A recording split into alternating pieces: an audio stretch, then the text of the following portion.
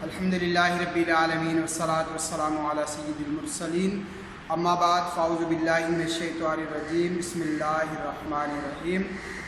मोहतरम प्यारा इस्लामी भाइरों व्यूअर्स, अॼु अमाने साम्हूं खजी जा फ़ज़ाइल, खजी जा फ़ाइदा, खजी जा जिस्मानी रूहानी ऐं दिल के फ़ाइदा पहुचाइण वारियूं ॻाल्हियूं ये इंशाअल्लाह अज़्ज़ व जल जो हिन वीडियो में शेयर कंदुसि।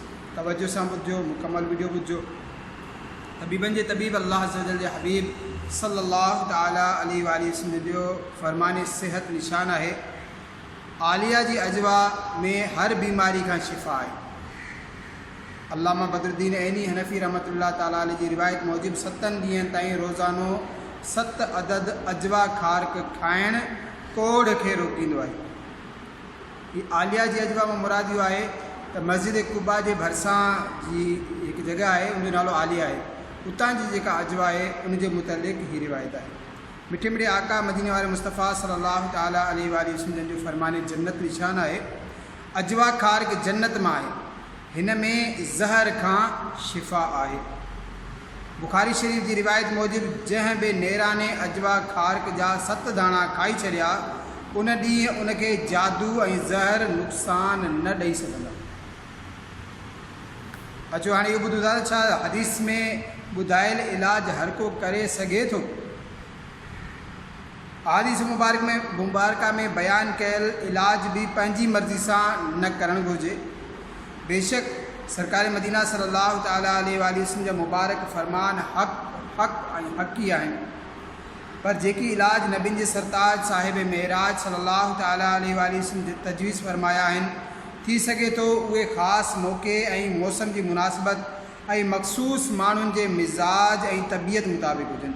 जीअं हज़रत मुफ्ती अहमद यार ख़ान रहमतुल्लाह ताला अलैहि हिन हदीस पाक कारे दाणे कलौंजी में मौत का सवाइ हर बीमारी का शिफ़ा जे तहत फरमाइनि था, हर बीमारी में शिफ़ा मां मुराद हर बलगमी ऐं रतूबत जे बीमारियुनि का शिफ़ा है। छो त कलौंजी गरम ऐं ख़ुश्क हूंदी आहे, तंहिं करे तर थियल ऐं सर्दीअ जे बीमारियुनि में फ़ाइदेमंद थींदी।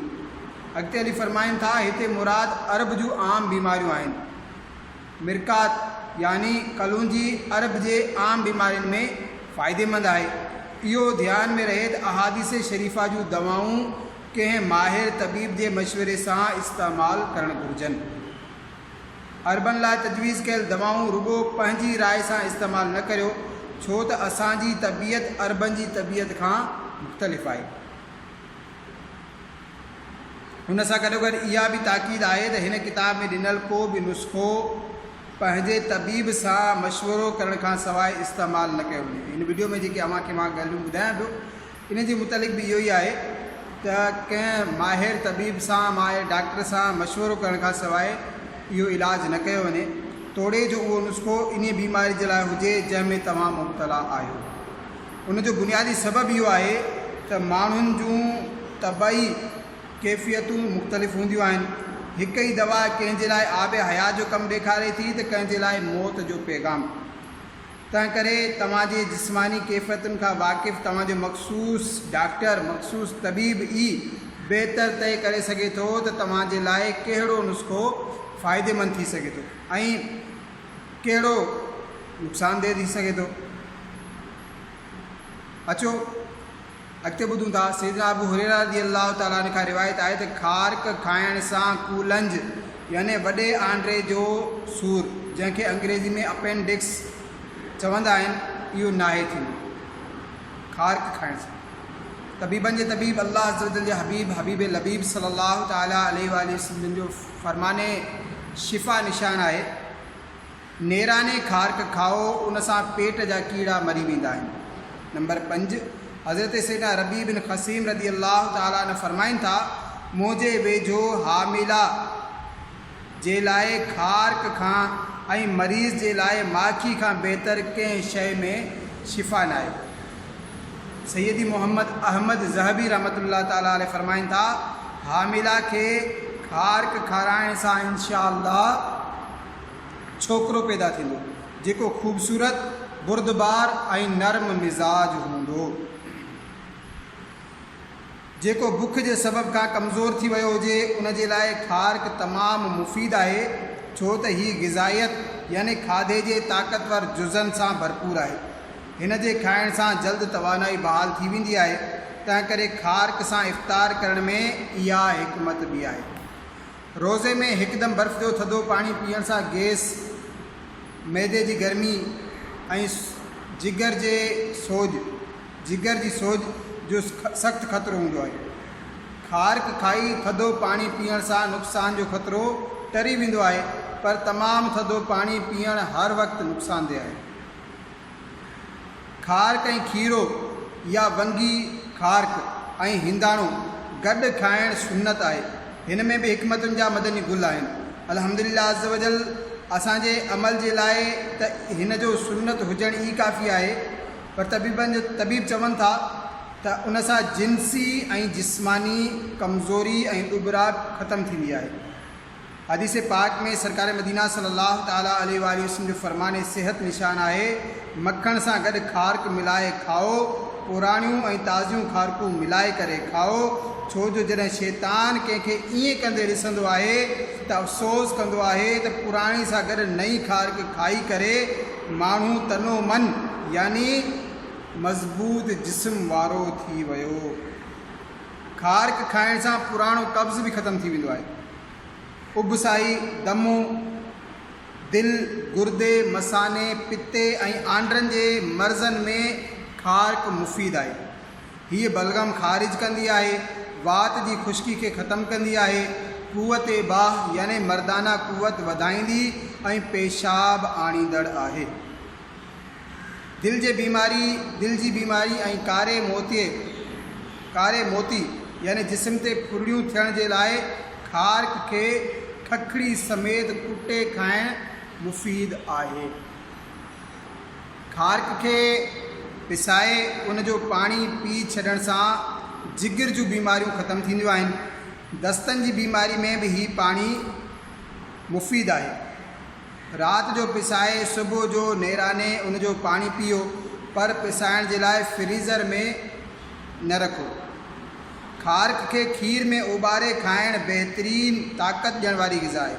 हीअ ग़िज़ा बीमारी खां पोइ जे कमज़ोरी ख़तमु करण जे लाइ बेहद मुफ़ीद आहे।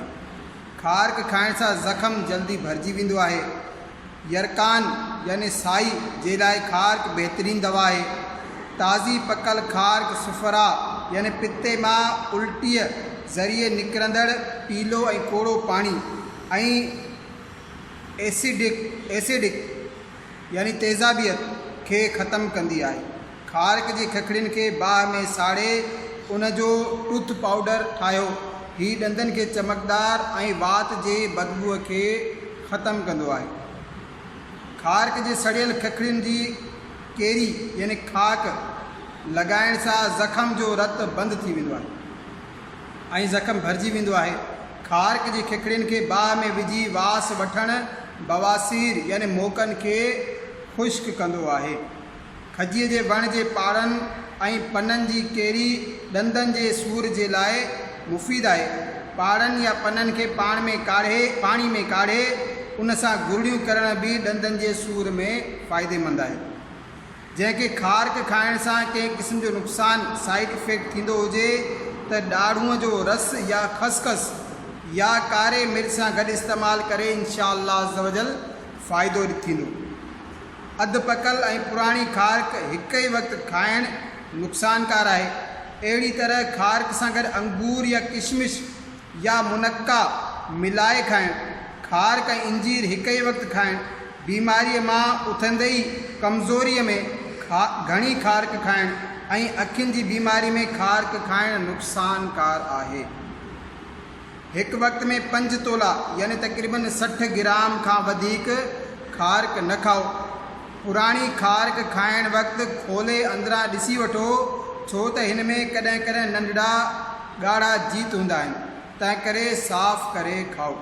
जंहिं खारक में कीड़ा हुजनि या उन में कीड़नि हुजण जो गुमान हुजे उनखे साफ़ करण खां सवाइ खाइणु मकरूह आहे। खपाइण वारा चमकाइण जे लाइ अक्सर सरें जो तेल लॻाईंदा आहिनि, त तंहिं करे बहितर ही आहे त ख़ारक खे कुझु मिंटनि जे लाइ पाणी में पिसाए रखो त जीअं मक्खियुनि जूं विठियूं ऐं किन किचिरो साफ़ थी वञे, पोइ धोई इस्तेमालु कयो। वण जी पकल ख़ारक वधीक मुफ़ीद थींदी आहे। हिकु अहम मदनी गुल अर्ज़ु कयां त मदीने मुनवरा जे ख़ारकुनि जूं खकड़ियूं हेॾे होॾे न उछलायो, कंहिं अदब जी जाइ ते रखी छॾियो या दरिया में विझी छॾियो, बल्कि थी सघे त कंहिं शइ सां नंढा नंढा टुकड़ा करे दॿीअ में विझी खीसे में रखे छॾियो ऐं सोपारी जी जाइ ते इस्तेमालु करे उन जूं बरकतूं माणियो। मदीने मां थी आयल हर शइ तोड़े उहा दुनिया जे कंहिं बि खिते जी हुजे, उहा मदीने पाक जी फ़ज़ाउनि में दाख़िल थींदे ई मदीने जी थी वई। तंहिं करे आशिक़ उन जो अदब कंदा आहिनि। त असां बि इंशाअल्लाह अदब कंदासीं ऐं अहिड़ियूं ॿियूं प्यारियूं ऐं सुहिणियूं ॻाल्हियूं पढ़ण जे लाइ अव्हांखे मां दावत ॾींदुसि। शेख तरीक़त अमीर सुन्नत अहमद बरकातुहू अलैह जो ही किताब आहे मदनी पंज सूरा, हीअ हासिलु करियो ऐं पढ़ो ऐं हिन में जेके मदनी गुल लिखियल आहिनि उन्हनि ते ताक़त आहे, अमल कयो। अल्लाह तबारक व तआला इन में बरकत अता फ़रमाईंदो। सल्लु अलल हबीब सल्लल्लाहु तआला अला मुहम्मद सल्लल्लाहु तआला अलैहि वसल्लम।